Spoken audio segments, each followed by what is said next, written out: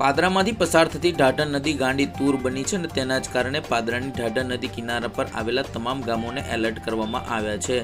હાલ ઢાઢર અને રંગાઈ નદીના પૂર આવ્યું છે, જેમાં પાદરા તાલુકાના શોખડા રાગુ ગામનો કોઝવે પણ ડૂબી ગયો છે।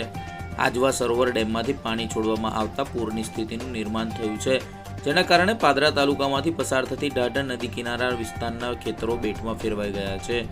વિશ્વામિત્રી નદીમાં જે પ્રકારે પાણી છોડવામાં આવ્યું છે અને તેના જ કારણે નદીમાં પાણીનો પ્રવાહ વધી રહ્યો છે, ત્યારે પાદરા તાલુકાના કોટવાડા ગામ પાસે આવેલ કરજણને જોડતા બ્રિજ પર પણ પાણીનું સ્તર વધી રહ્યું છે।